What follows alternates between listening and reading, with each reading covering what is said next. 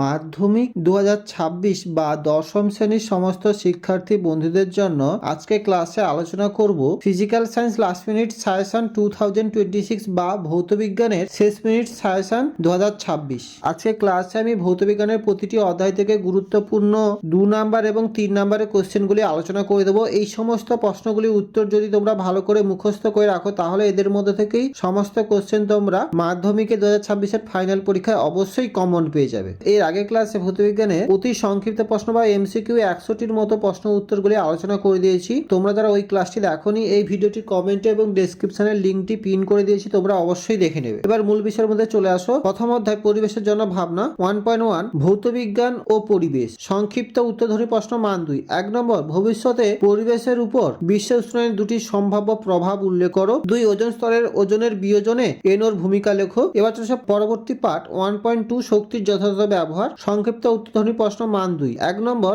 কয়লার একটি নমুনার তাপন মূল্য 30,000 কেজি পার ওয়ান বলতে কি বোঝো? 2 স্থিতিশীল বৃদ্ধি ও উন্নয়নের জন্য বায়ু শক্তি ব্যবহার হয় কেন? 3 ফায়ার আইস বা আগুনে বরফের সংকেত লেখো এবং এর উপাদান কোন গ্যাস? 4 জ্বালানি তাপন মূল্য বা ক্যালোরি মূল্য বলতে কি বোঝায়? উদাহরণ লেখো। এই প্রথম অধ্যায় থেকে যে সমস্ত কোশ্চেনগুলি আলোচনা করলাম এই প্রথম অধ্যায়ের কোশ্চেনগুলি তোমরা ভালো করে দেখে রাখবে। এবার চলেছে দ্বিতীয় অধ্যায় গ্যাসের আচরণ 2.1 ইন্দ্রগ্রাহ্য স্তরের গ্যাসের আচরণ। সংক্ষিপ্ত উত্তরধর্মী প্রশ্ন মান 2। 1 নম্বর, চার্লসের সূত্র থেকে পরম শূন্য তাপমাত্রার সংজ্ঞা প্রতিষ্ঠা করো। 2 পরম শূন্য উষ্ণতা কাকে বলে? 3 আদর্শ গ্যাস কাকে বলে? 4 উষ্ণতার কেলভিন স্কেল কি? এবার চলেছে সংক্ষিপ্ত ব্যাখ্যামূলক উত্তরধর্মী প্রশ্ন মান 3। 1 নম্বর, চার্লসের সূত্রটি বিবৃতি করে এবং সূত্রটিকে কে গাণিতিক রূপে প্রকাশ করেন? 2 বয়েলের সূত্র, চার্লসের সূত্র ও অ্যাভোগাড্রো সূত্র এর উপর ভিত্তি করে আদর্শ সমীকরণটি প্রতিষ্ঠা করো। এবার চলেছে কিছু গণিতের প্রশ্ন। 4 0 ডিগ্রি সি উষ্ণতায় রক্ষিত একটি নির্দিষ্ট ভরের গ্যাস চাপ দ্বিগুণ ও আয়তন অর্ধেক করা হলো, গ্যাসটির অন্তিম উষ্ণতা কত হবে? 5 কোন গ্যাসের 1 গ্রাম 60 ডিগ্রি সি উষ্ণতায় ও 2 অ্যাটমোস্ফিয়ার চাপে 410 ml আয়তন অধিকার করে, গ্যাসটির মোলার ভর নির্ণয় করো। 6 স্থির চাপে কোন নির্দিষ্ট ভরের গ্যাসকে 0 ডিগ্রি সি থেকে 546 ডিগ্রি সি উষ্ণতায় উত্তপ্ত করা হলো, গ্যাসটির অন্তিম আয়তনের সঙ্গে প্রাথমিক আয়তনের অনুপাত কত? এবার চলছে পরবর্তী পার্ট 2.2 আণবিক স্তরের গ্যাসের আচরণ। সংক্ষিপ্ত উত্তরধর্মী প্রশ্ন মান 2। 1 নম্বর, বাস্তব গ্যাসের আদর্শ গ্যাসের আচরণের থেকে বিচ্যুতির দুটি কারণ উল্লেখ করো। 2 গ্যাসের অণুর গতির উপর উষ্ণতা হ্রাস ও বৃদ্ধির প্রভাব কি? 3 গ্যাসের অণুগুলির গতির উপর গ্যাসের চাপ কিভাবে নির্ভর করে? চলে আসে পরবর্তী 3 নম্বর অধ্যায় রাসায়নিক গণনা। সংক্ষিপ্ত ব্যাখ্যামূলক উত্তরধর্মী প্রশ্ন মান 3। 1 নম্বর, এই অধ্যায় থেকে 2 নাম্বারের কোশ্চেন আসবে না, কেবলমাত্র 3 নাম্বারের কোশ্চেন আসবে। 1 নম্বর, 1.8 গ্রাম জলে অণুর সংখ্যা কত? একই সঙ্গে মোল কিসের একক? এসটিপিতে 2.24 লিটার CO2 এর ভর কত গ্রাম? 2 গ্রাম আণবিক ভর কাকে বলে? একই সঙ্গে উদাহরণ সহ লেখো। 3 গ্রাম পারমাণবিক ভর বলতে কি বোঝো? উদাহরণ দাও। 4 C12 স্কেলে কোন মৌলের পারমাণবিক ভরের সংজ্ঞা দাও, একই সঙ্গে মৌলের সংজ্ঞা দাও। এবার চলছে গাণিতিক প্রশ্ন। 5 কোন ধাতব কার্বনেটের 200 গ্রামকে উত্তপ্ত করলে 112 গ্রাম ধাতব অক্সাইড ও একটি গ্যাসীয় যৌগ উৎপন্ন হয়, গ্যাসীয় যৌগটির বাষ্প ঘনত্ব 22, বিক্রিয়াটিতে গ্যাসীয় যৌগটির কত মোল উৎপন্ন হবে? 6 21 গ্রাম লোহিত তপ্ত আয়তনের উপর দিয়ে স্ট্রিম চালনা করলে কি পরিমাণ হাইড্রোজেন গ্যাস পাওয়া যাবে? এসটিপিতে ওই H2 এর আয়তন কত হবে? 7 এ ও বি পরস্পর বিক্রিয়া করে প্রদত্ত রাসায়নিক সমীকরণ অনুযায়ী সি উৎপন্ন করে 2A plus B hyphen 2C, অতএব এ বি সি যথাক্রমে তিনটি গ্যাসীয় পদার্থের সংকেত। এ ও বি এর বাষ্প ঘনত্ব যথাক্রমে 32 ও 16, সি এর বাষ্প ঘনত্ব নির্ণয় করো। এবার চলেছে 4th নম্বর অধ্যায় তাপের ঘটনা সমূহ 4.1 তাপীয় প্রসারণ। সংক্ষিপ্ত উত্তরধর্মী প্রশ্ন মান 2। 1 নম্বর, চার্লসের সূত্র থেকে গ্যাসের আয়তন গুণাঙ্ক এর মান নির্ণয় করো। 2 স্থির চাপে গ্যাসের আয়তন প্রসারণ গুণাঙ্ক কাকে বলে? এবার চলেছে সংক্ষিপ্ত ব্যাখ্যামূলক উত্তরধর্মী প্রশ্ন মান 3। 1 নম্বর, কঠিনের আয়তন প্রসারণ গুণাঙ্ক এর সংজ্ঞা দাও, একই সঙ্গে এর গাণিতিক রূপটি লেখো। 2 তরলের আপাত এবং প্রকৃত প্রসারণ গুণাঙ্ক এর মধ্যে কোনটি নিজস্ব ধর্ম, এর কারণ বিশ্লেষণ করো। এবার চলেছে পরবর্তী পার্ট 4.2 তাপের পরিবহন। সংক্ষিপ্ত উত্তরধর্মী প্রশ্ন মান 2। 1 নম্বর, তাপের পরিবাহিতাঙ্কের সিজিএস ও এসআই এর এককের মধ্যে সম্পর্ক স্থাপন করো। 2 তাপের পরিবহন ও তড়িৎ পরিবহনের মধ্যে দুটি সাদৃশ্য লেখো। তোমাদের চতুর্থ অধ্যায় থেকে যে সমস্ত কোশ্চেনগুলি আলোচনা করলাম এই সমস্ত কোশ্চেনগুলির উত্তর তোমরা ভালো করে দেখে রাখবে। এবার চলে আসা পরবর্তী অধ্যায়, পঞ্চম অধ্যায় আলো। প্রথম পার্ট 5.1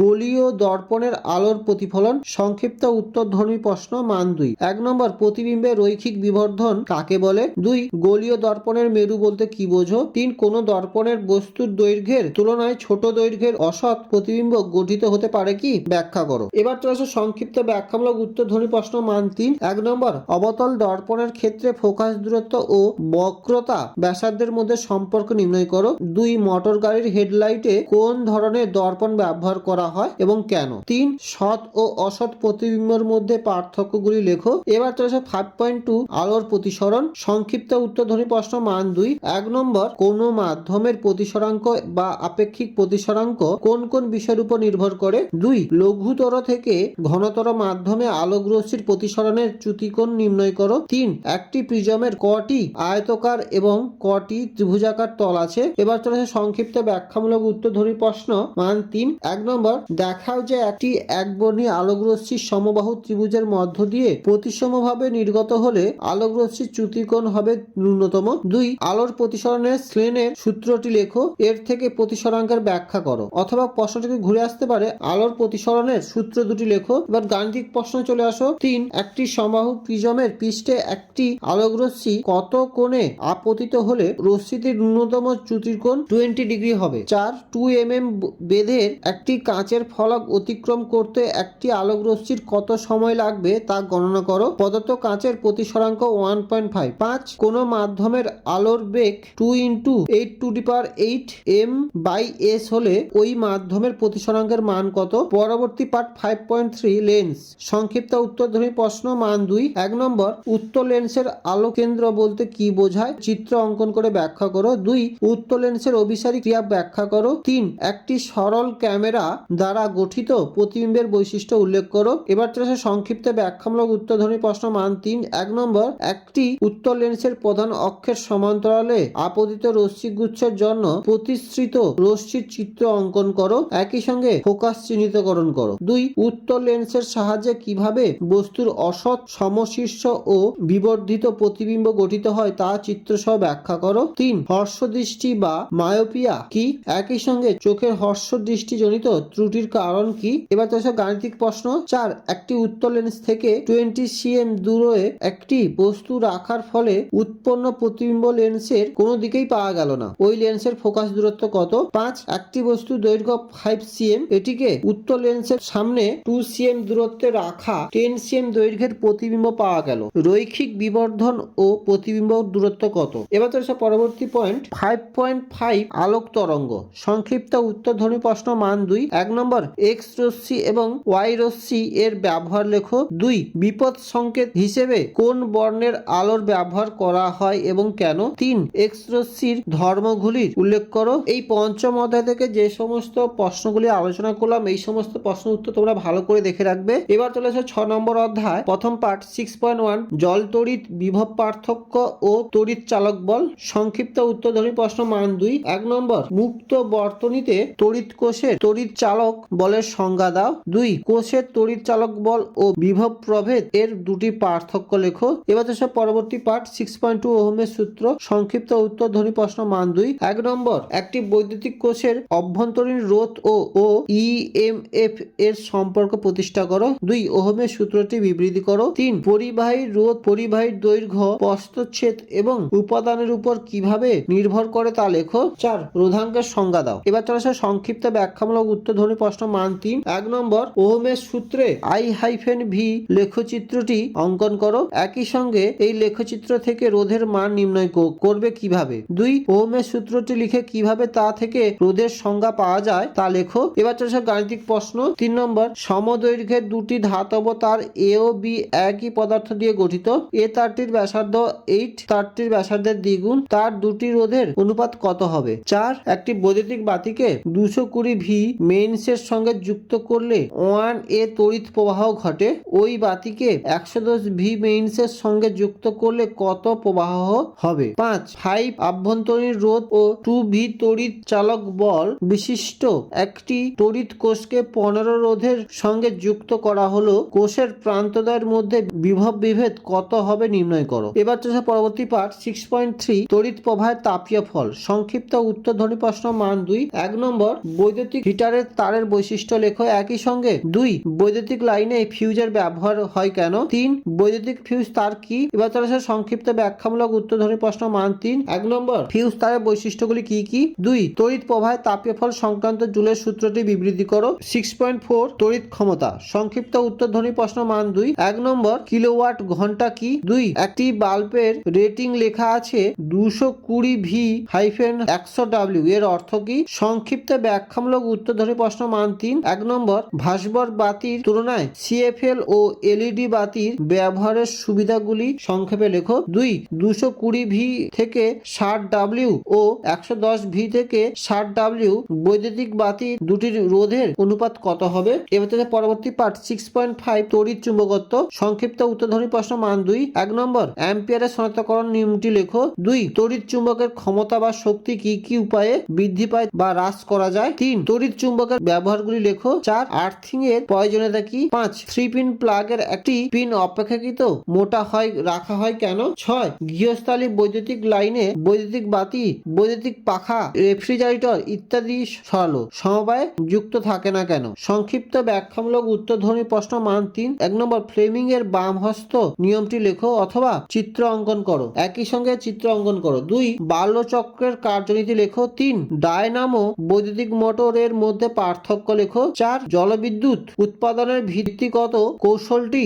সংক্ষেপে লেখো। 6 নম্বর অধ্যায় থেকে যে সমস্ত প্রশ্নগুলি আলোচনা করলাম এই সমস্ত প্রশ্ন উত্তর তোমরা ভালো করে রেডি করে রাখবে। এবার চলেছে 7 নম্বর অধ্যায় পরমাণু নিউক্লিয়াস ও তেজস্ক্রিয়তা। 7-1 তেজস্ক্রিয়তা। সংক্ষিপ্ত উত্তরধ্বনি প্রশ্ন মান 2। 1 নম্বর তেজস্ক্রিয়তা কাকে বলে বা প্রাকৃতিক তেজস্ক্রিয়তা ও কৃত্রিম তেজস্ক্রিয়তা কি। 2 আলফা ও গামা রশ্মির আধান ভেদন ক্ষমতা ও আয়নিত করার ক্ষমতা তুলনা করো।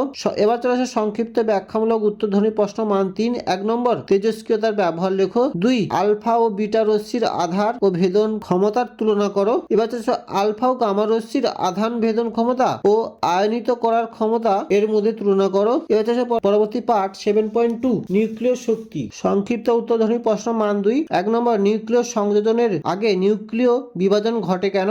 2 নিউক্লিয় সংযোজন বিক্রিয়াটির বৈশিষ্ট্য লেখো। এবার চলেছে সংক্ষিপ্ত ব্যাখ্যামূলক উত্তরধ্বনি প্রশ্ন মান 3। 1 নম্বর নিউক্লিয় সংযোজন কাকে বলে সমীকরণ সহ ব্যাখ্যা করো। 2 নিউক্লিয় বিভাজন কাকে বলে উদাহরণ দাও। এবার চলে আসো পরবর্তী অধ্যায় 8 নম্বর অধ্যায় পদার্থের ভৌত ও রাসায়নিক ধর্মসমূহ। 8-1 পর্যায় সারণী এবং মৌলদের পর্যাবৃত্ততা। সংক্ষিপ্ত উত্তরধ্বনি প্রশ্ন মান 2। 1 নম্বর হাইড্রোজেন ধর্মের সঙ্গে গ্রুপ 1 মৌলগুলির একটি ধর্মের ও গ্রুপ 7 মৌলগুলির দুটির ধর্মের বৈসাদৃশ্য উল্লেখ করো। 2 ClBr-IF কে অধাতব ধর্মের নিম্নক্রম অনুসারে 2 পরমাণু আকারের ঊর্ধ্বক্রম অনুসারে 3 জারণ ধর্মের ঊর্ধ্বক্রম অনুসারে সাজাও। 3 মৌলের আয়তন বা আয়নীভবন শক্তি বলতে কি বোঝায়। LIRB-NaCS ও K আয়নন শক্তির মানের ঊর্ধ্বক্রম অনুসারে সাজাও। 4 লেন্ডেলিভের পর্যায় সূত্রটি বিবৃতি করো। একই সঙ্গে দীর্ঘ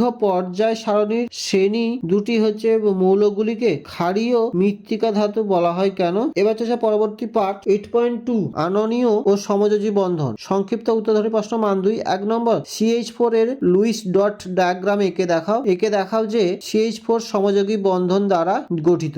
2 N2 অণুর লুইস ডট চিত্র অঙ্কন করো। 3 সোডিয়াম ক্লোরাইডের জলীয় দ্রবণের ভেতরে সুপ্রবাহী কিন্তু চিনি বা গ্লুকোজের জলীয় বাষ্পের দ্রবণ তড়িতের সুপরিবাহী নয় ব্যাখ্যা করো। 4 অ্যামোনিয়ার সুইস ডট চিত্র অঙ্কন করো। একই সঙ্গে NH3 অণুতে কি ধরনের বন্ধন বর্তমান। 5 আয়নীয় যৌগের ক্ষেত্রে আণবিক ওজন কথাটির চেয়ে সংকেত ওজন কথাটির ব্যবহার যুক্তিযুক্ত কেন। 6 কার্বন ডাই অক্সাইডের লুইস ডট চিত্রটি আঁকো। 7 দুটি ভৌত ধর্মের সাহায্যে সোডিয়াম ক্লোরাইড ও ন্যাপথালিনের মধ্যে পার্থক্য লেখো। এবার চলেছে পরবর্তী পার্ট 8.3 তড়িৎ প্রবাহ ও রাসায়নিক বিক্রিয়া। সংক্ষিপ্ত ব্যাখ্যামূলক উত্তরধ্বনি প্রশ্ন মান 3। এখানে 2 নম্বরে আসবে না, 3 নম্বর কোশ্চেনগুলি ভালো করে দেখে রাখবে। 1 নম্বর তড়িৎ বিশ্লেষণ পদ্ধতিতে অ্যালুমিনিয়াম নিষ্কাশনে তড়িৎ বিশ্লেষ্য ও ক্যাথোড অ্যানোড হিসেবে কি কি ব্যবহার করা হয়। 2 একটি অবিশুদ্ধ কপার দণ্ড থেকে তড়িৎ বিশ্লেষণ পদ্ধতিতে বিশুদ্ধ করার প্রস্তুতিতে ক্যাথোড অ্যানোড ও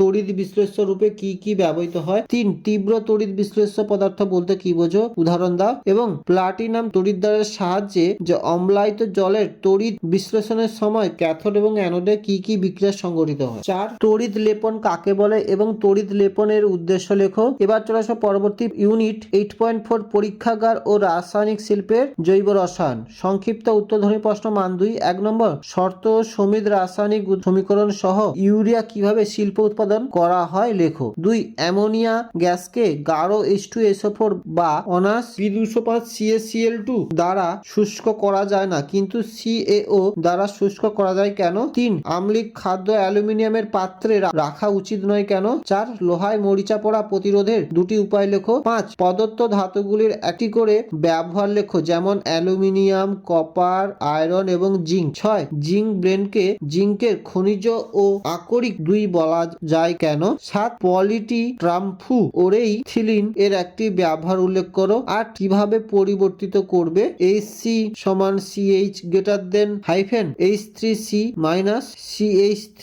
9 ডিনোচার্ট স্পিরিট কি এবং এর ব্যবহার লেখো। 10 মিথেন গ্যাসকে অক্সিজেনে পোড়ালে কি হবে রাসায়নিক বিক্রিয়া সহ লেখো। তোমাদের আজকে ক্লাসে ভৌতবিজ্ঞানের প্রতিটি অধ্যায় থেকে গুরুত্বপূর্ণ 2 নাম্বার এবং 3 নাম্বারের প্রশ্নগুলি আলোচনা করে দিলাম। এই সমস্ত প্রশ্ন উত্তর তোমরা ভালো করে দেখে রাখবে। আজকে ক্লাসটি এখানেই শেষ করলাম। ক্লাসটি কেমন লাগলো অবশ্যই একটা লাইক এবং কমেন্ট করে জানিও। আর ক্লাসটি যদি ভালো লেগে থাকে অবশ্যই তোমাদের বন্ধুদের মধ্যে শেয়ার করো। আর তোমরা যারা এখনো পর্যন্ত আমাদের এই শিক্ষাঙ্গন ইউটিউব চ্যানেলটিকে সাবস্ক্রাইব করোনি, তোমাদের কাছে একটি ছোট্ট অনুরোধ থাকলো, আমাদের এই চ্যানেলটিকে সাবস্ক্রাইব করে পাশে দেখো তোমরা সবাই।